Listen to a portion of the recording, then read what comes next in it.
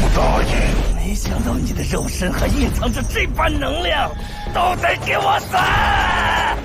修罗业火，区区灵气，要让谁死？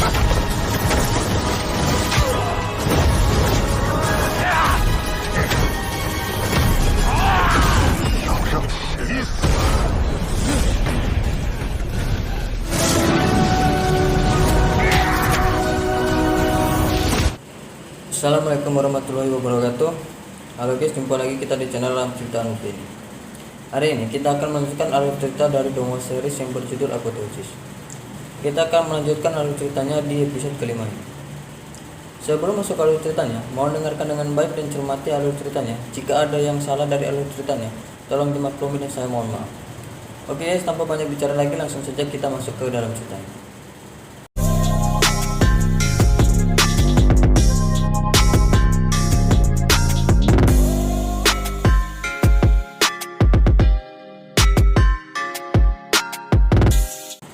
Di awal cerita kita dibawa kepada seorang pemuda yang sedang bersama seorang wanita di sebuah rumah atau gubuk di tengah-tengah hutan. Ternyata dua orang itu adalah Silang bersama istri dan anaknya. Kita kemungkinan dibawa ke flashback ke masa lalunya Silang.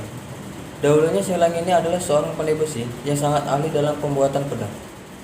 Saat salju turun dengan lebat, Silang mencoba menjual pedangnya ke Klan Wu.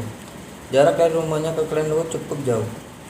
Namun, istrinya itu tidaklah mengizinkan Silang untuk pergi ke Klan Wu dikarenakan salju saat ini sedang turun dengan lebat.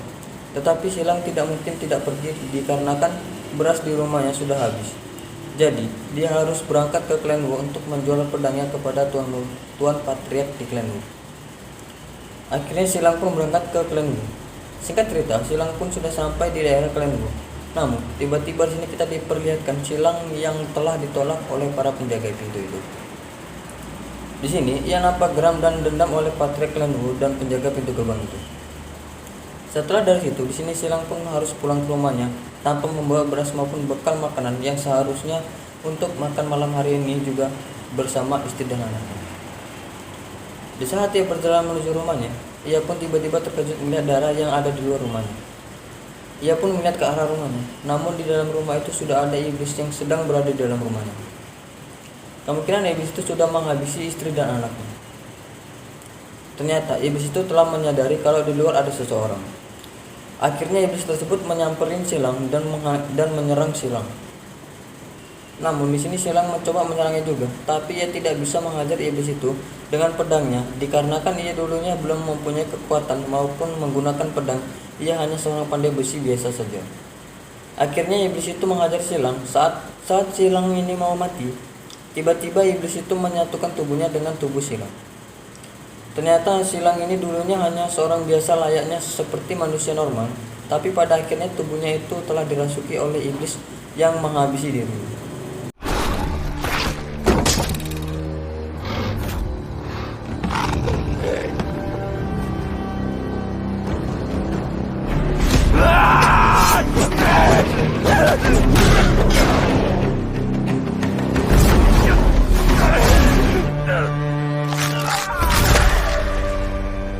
半妖之躯，气被妖血侵染的邪狼化为了。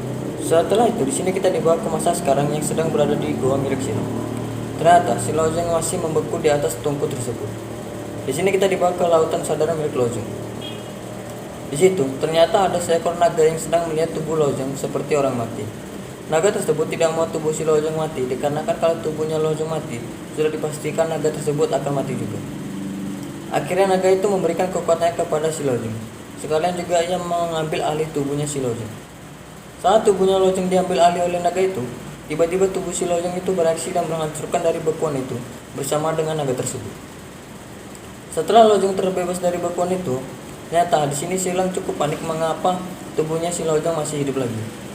Silang pun panik, ia bingung mau berbuat apa dikarenakan ia tidak tahu siapa yang tiba-tiba nongol dari belakangnya Silang. Di sini ia masih mencari tahu siapa yang barusan yang ia lihat di belakangnya. Setelah itu, di sini naga tersebut tiba-tiba muncul di depan Silang. Namun Silang ini tidak bisa melihat naga itu, ia hanya bisa melihat si Lojeng saja yang berada di depannya. Silang hanya bisa merasakan nafas kekuatan dari naga itu. Tapi naga itu tidak terima kalau anak ini harus mati di tangan Silang, dan jika ingin membunuhnya, siapapun harus melawan naga tersebut. Apabila naga itu kalah, diserahkan semuanya kepada Shilojong. 什么声音？还活着？谁在那？不，谁在装神弄鬼？滚出来！ 在找我吗？想想这小子，还答不答应？ Setelah itu, di sini nampaknya Silang sangat gembira sekali. Ia tidak menyangka kalau tubuhnya Shilojong ini sangat istimewa dan mengandung energi yang kuat. Silang pun menginginkannya lagi untuk menyempurnakan pedangnya ke tahap senjata immortal. Silang pun melancarkan serangannya menggunakan pedang itu, namun pedang tersebut tidaklah bisa menembus tubuh milik Shilojong. Pedang itu hanya mengenai semacam armor yang melekat di tubuhnya Shilojong.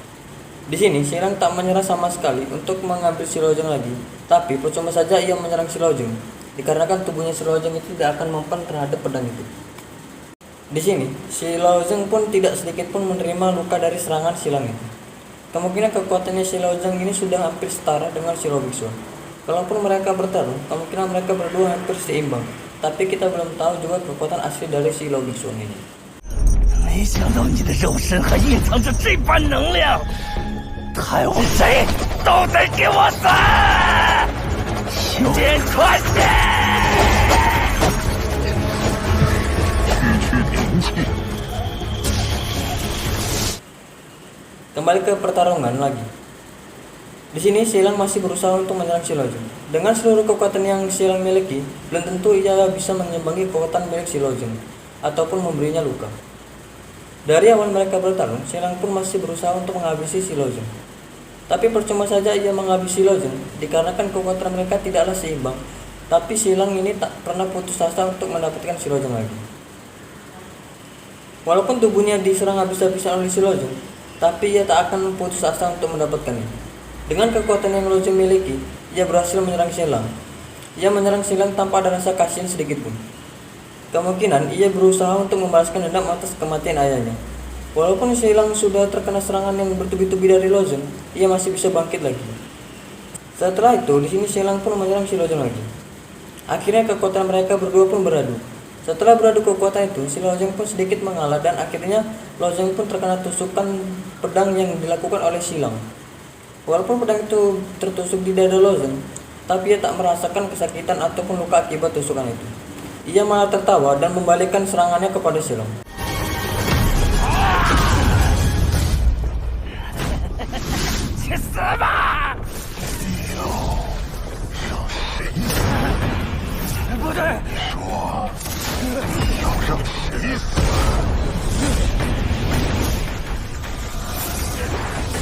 Setelah itu, di sini Shilojong mencoba menyerap pedang milik Silang, dan ia tak lupa untuk menyerap kekuatan dari pedang itu untuk masuk ke dalam tubuhnya. Tapi di sini Silang masih berusaha menahan pedangnya supaya tak diserap oleh Shilojong. Walaupun ia berusaha sekuat tenaga, percuma saja Shilojong pun berhasil menyerap kekuatan yang berada di pedang itu.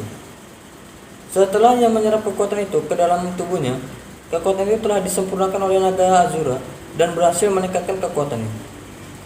Setelah itu, Shilojong mengeluarkan serangan terakhirnya untuk menghabisi Silang. Tanpa ada rasa kasihan sedikit pun, Shilojong langsung melancarkan serangannya kepada Silang dan juga mengakhiri hidupnya Silang. 你要干什么？不要！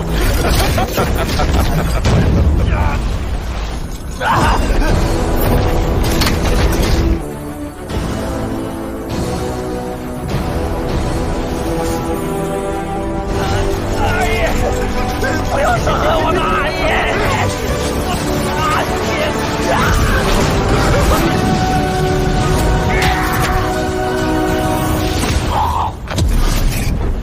Saat selesai penyerangan itu, di sini Shilojong tak sadar apa yang sedang terjadi di sini. Tapi ia tak memperdulikan itu semua apa yang sedang terjadi. Pada akhirnya, ia pun sedikit puas setelah Silang mati di tangannya sendiri. Setelah ia menghabisi Silang, Shilojong pun mendekat kepada Silang untuk mengambil cincin penyimpanan yang berada di tubuh Silang, dan juga mengambil belati terbang untuk membantunya pergi ke sisi sini. Saat ia memakai cincin itu, tiba-tiba pakaiannya berubah seperti waktu ia menjadi tuan muda utama dulu. Dan akhirnya ia keluar dari goa persembunyian milik Silang dan akan pergi ke sekte Sinyu untuk menyelamatkan adiknya, dan tak lupa ia akan membalaskan dendam kematian ayahnya kepada Shilo Bixun. Tapi sayangnya episode hari ini telah selesai. Kita akan lanjutkan episode selanjutnya di pertemuan berikutnya. Kemungkinan episode selanjutnya akan lebih seru lagi daripada episode hari ini. Jika kalian ingin mengetahui kelanjutan dari cerita berikutnya, kalian bisa mengikuti channel ini dengan cara klik subscribe-nya, dan jangan lupa mengaktifkan loncengnya supaya kalian bisa tahu notif-notif dari channel ini. Dan saya akhiri pertemuan hari ini, sampai jumpa di pertemuan berikutnya.